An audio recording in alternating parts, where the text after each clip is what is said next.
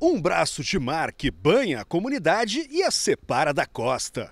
O resultado é uma bela composição com manguezais preservados. Aqui nós não temos um rio, apesar de que localmente se fala no Rio Tubarão. Mas o Rio Tubarão, são canais de maré, um canal de maré. Recursos Naturais hoje te leva até a Reserva de Desenvolvimento Sustentável Ponta do Tubarão, entre Macau e Guamaré, no Rio Grande do Norte.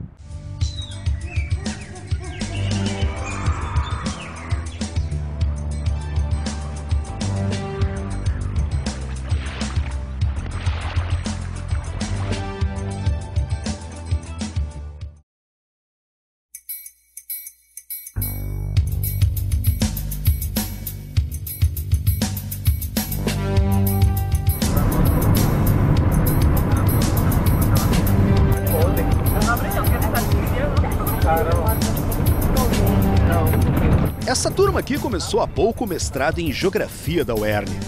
Mal amanhece o dia e o povo sai para fazer uma aula de campo. A disciplina se chama Meio Ambiente, Sustentabilidade e Interdisciplinaridade. E o Recursos Naturais vai junto nessa viagem.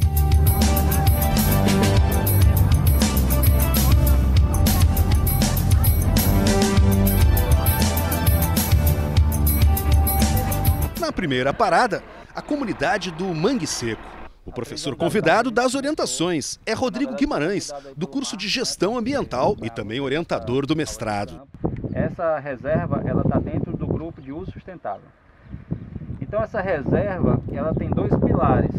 Quando ela é, vamos dizer assim, criada pelo poder público, no caso aqui foi o poder público estadual que criou. Quando ela é criada, ela tem dois pilares. Primeiro, conservação ambiental e proteção e manutenção dos modos de vida tradicionais, de comunidades tradicionais. E existem alguns impactos, mas comparado com uma racionalidade econômica hegemônica do modo de produção capitalista, industrial, então aí é um impacto muito inferior e que, de certa maneira, defender os modos tradicionais de produção é defender também o meio ambiente. Essa é uma visão que o SNUC traz, né? Também tem a reserva extrativista, que é outra categoria, que é muito parecida com a reserva de desenvolvimento sustentável, que também visa a proteção de populações extrativistas, mas está muito ligada às unidades de conservação amazônicas. Essa categoria é uma das que tem menos no Brasil. Eu acho que no nível federal tem umas 3, uma coisa assim. No nível estadual tem mais, umas 30. Mas assim, federal criada deve ter umas 2 ou 3 no Brasil. A primeira que foi, aliás, a primeira RDS do Brasil foi na Amazônia e ela é estadual, que é Pirauá. E ela tem uma população tradicional que mora dentro. Diferente de outros tipos de unidade de conservação, que as populações têm que ser retiradas. Aqui não. Aqui, pelo contrário. Além de morar, elas têm que ser protegidas no seu modo de vida. Né? Que populações são essas? Ela nos permite, né, de agregar um pouquinho 4 ecossistemas importantes aqui na reserva. E eu acho que esse é o atrativo um pouquinho ambiental para a gente estar... Vocês escutaram ele falando um pouquinho como a UERN chegou, como começamos a participar dos encontros ecológicos. Nossas aulas de campo viraram então um pouquinho esse vínculo com a reserva. E foi através desse potencial ambiental que ela tem. Então, na reserva temos 4 ecossistemas importantes que estão presentes e a gente vai ter essa oportunidade de vivenciar um pouquinho cada ecossistema deles. Estamos numa área que é a região do Tabuleiro, onde o predomínio desse ecossistema é a caatinga. E essa caatinga vai chegar no litoral, vocês vão ver um pouquinho algumas espécies que vão identificar essa caatinga no litoral. Um outro ecossistema importante da reserva são as dunas. E essas dunas têm dunas fixas, têm dunas móveis. Tem um ecossistema costeiro muito intenso, muito importante para a reserva. E vocês viram um pouquinho a explanação de Rodrigo, que mostra um pouquinho de que o principal perfil econômico da reserva é pesqueiro, né? Então, por causa dessa costa que é extremamente importante para eles. Um outro ecossistema também associado a essa costa são os ecossistemas de manguezais. E esse manguezal aqui é perfeito, vocês vão entender um pouquinho mais na frente, por que ele acontece aqui se a gente não tem uma foz de um rio, não temos uma mata ciliar de um rio, e é um ambiente que está muito preservado, né? Então tem alguma informação por trás desse manguezal que é presente aqui dentro da reserva. E é também muito importante para eles, porque é recurso natural, é extremamente importante para a pesca, para a sobrevivência das comunidades, né? Então já vão 3 ecossistemas. Um outro que é extremamente importante também para eles são essas regiões das dunas, né? Falamos das dunas, da Caatinga, da Restinga. Esse ecossistema de Restinga, que é um ecótono entre a Caatinga e entre a costa, né? Então é uma região ecotonal também extremamente importante, e vocês vão ver um pouquinho isso na trilha aquática, né?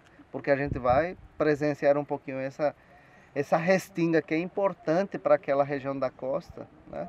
Então, esses 4 ecossistemas, então, distribuídos na reserva, eles vão ser um pouquinho essa oportunidade essa unidade de conservação com as comunidades dentro, a gente pensar nesse desafio que é a gestão ambiental desse local. As outras comunidades se chamam Barreiras, Diogo Lopes e Sertãozinho. Então vamos para perto do mar.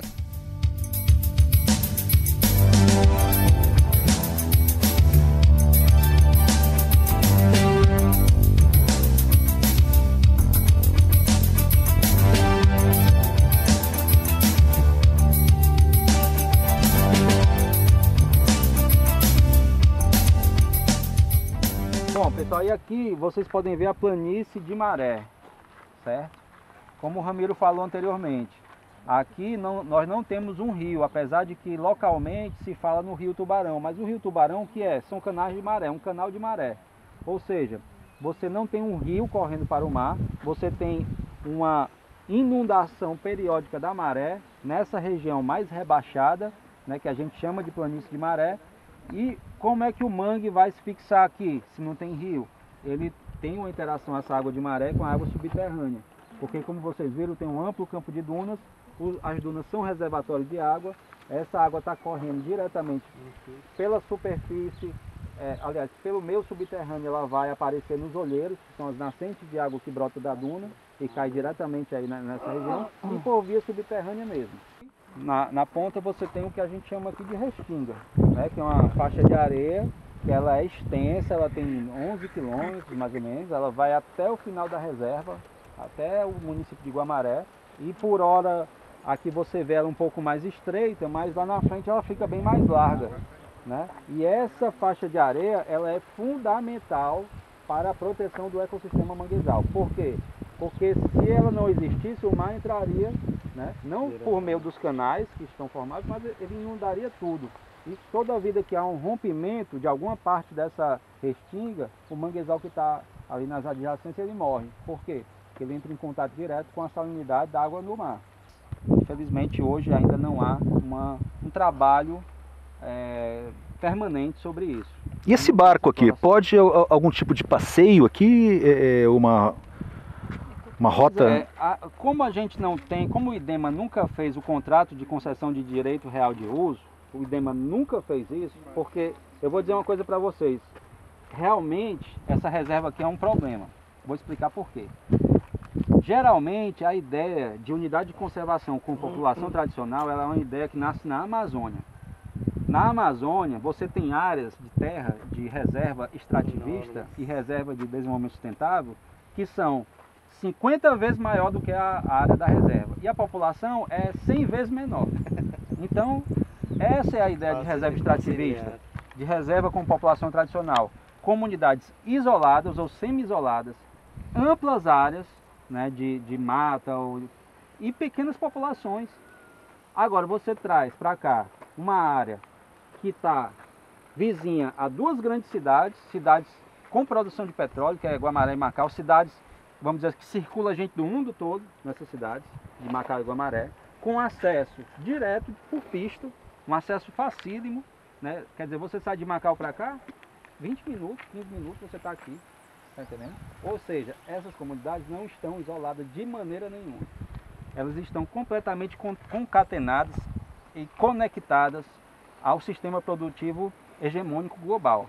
Tanto é que hoje você percebe que a tradicionalidade ela está perdendo espaço.